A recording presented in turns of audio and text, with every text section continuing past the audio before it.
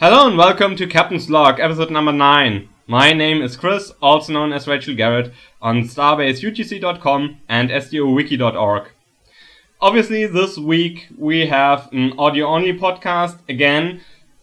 This time it's not entirely my fault. In Germany we have 38 degrees Celsius, or roughly 100 degrees Fahrenheit, and this was a bit too much for some hardware.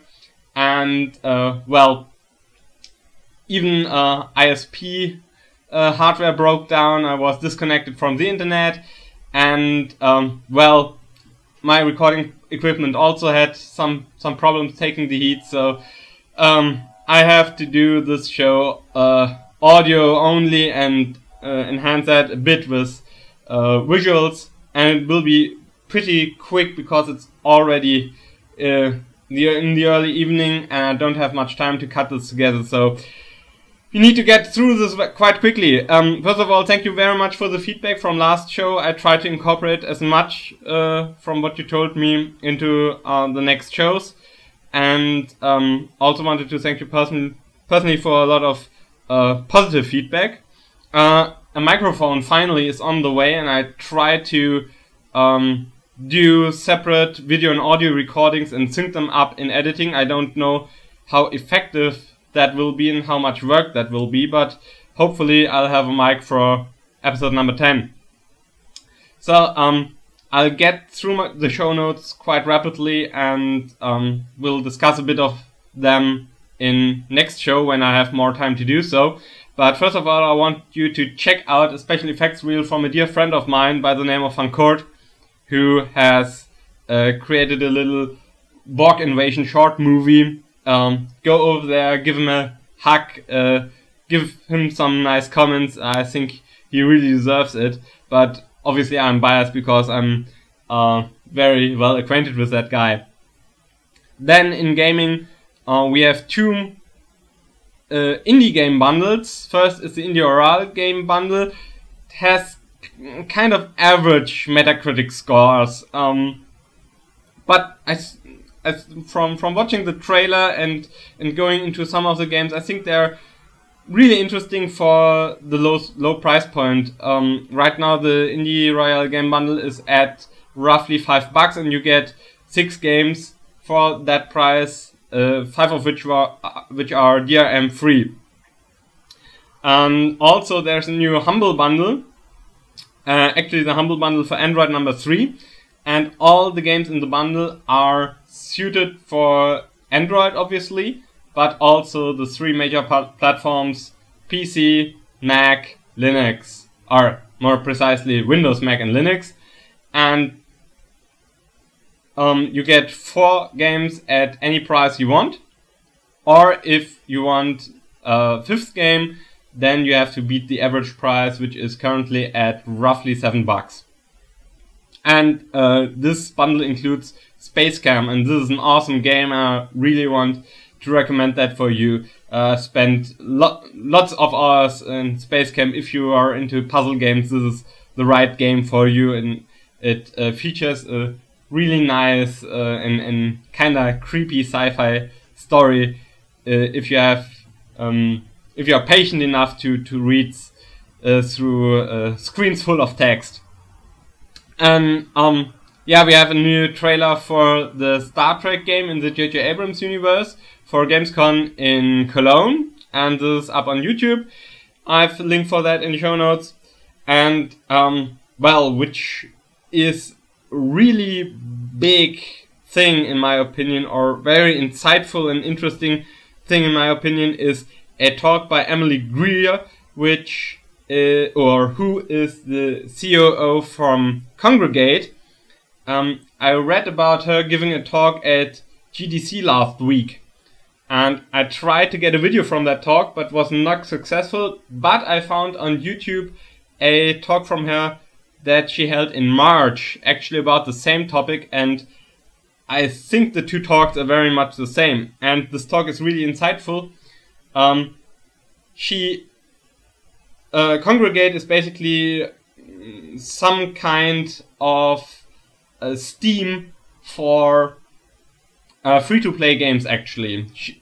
Kongregate gives developers of free-to-play games a platform where they can hook up with a community of users which have payment information attached to their accounts, and Kongregate manages that so that all Kongregate users can spend money in all of the games at Kongregate, and I think these are about 40 games right now. And she has lots and lots of numbers from the free-to-play games and how the revenue of these games come into existence. And this is a really insightful, really saddening, and sometimes even shocking talk.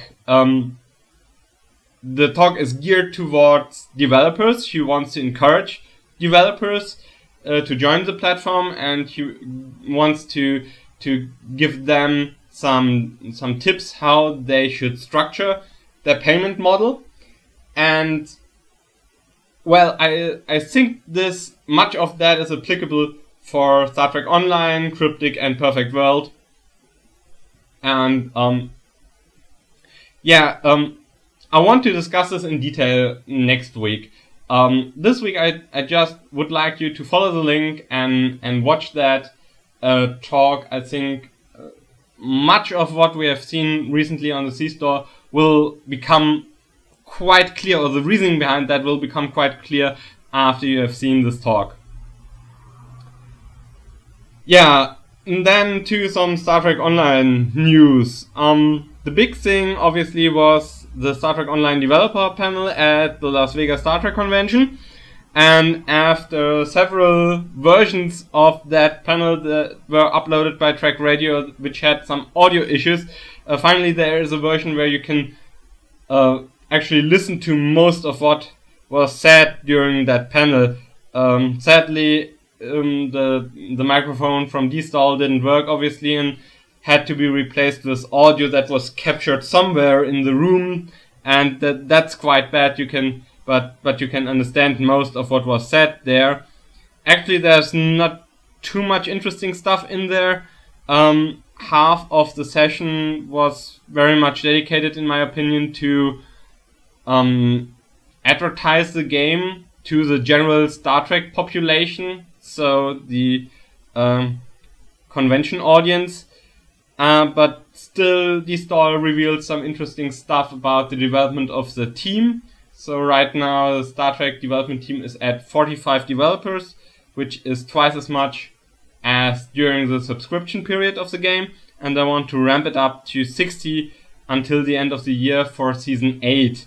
And this added capacity will allow them to do featured episodes and, quote, bring them back in a big way, end quote, according to dStahls. So I'm very much looking forward to that and seeing more featured episodes. I think that's really something that made Star Trek Online stand out, in my opinion.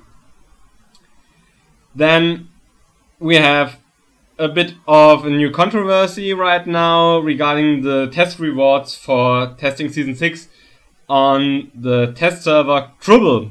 And these test rewards hit the holodeck server this week, and I want to caution you, these work differently than the unlocks we had previously as test rewards, because if you discard them, you cannot reclaim them. No one actually knows why Cryptic is doing that. These are account-wide unlocks. You can get them for all of your characters, but you can only get them once. And well, it makes one of these rewards is a purple Breen duty officer, and I can understand why you would want to limit a player's ability to regenerate a purple duty officer, because that could be abused for generating, for example, lower tier duty officers using the academy assignments, where you can turn in a purple officer for 3 blue officers and then feed them to the fleet advancement system, I can understand that a little bit, but I would implement that differently. Just flag that officer so that he is not available for the fleet advancement system or for these downgrade assignments. But also a new tribble that is available as a test reward is also not reclaimable, and this tribble cannot be given to a bridge officer, which is also pretty strange. I can't understand why that is. So maybe this is not set in stone, but it seems to be quite deliberate actually.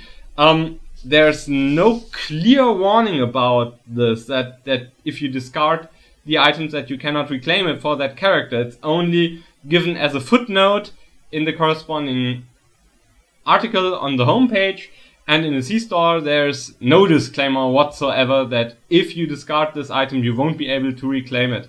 I do not know what the reasoning behind that is, but from a player's point of view, that's actually a pain in the ass. Then, final bit of news. You've seen that already, I hope. We have a Fleet Week event. So, the Fleet event that runs for 2 hours, 3 times a day, has been expanded to a whole week. So far so good. But also, you now can get fleet marks from doing Foundry missions by completing the Rapper mission Investigate Officer reports. And these are actually quite a few fleet marks. You can get 50 fleet marks for doing Foundry missions, and I think that's quite a lot. And yeah, use this time wisely to generate as much fleet marks as you can, so you can advance through the fleet system more quickly. Yeah, again, apologies for the technical issues. Won't have time to cut this video, I think. So I'll just upload the audio as it is, and I'll add a little bit of visuals for that. But since it's very late and I want to get this video out, you'll have to do with that for this week. And next week I hope we'll have a decent show number 10 with some improved audio quality. Thanks for watching, thanks for listening. I'll see you out there. Good night and good luck.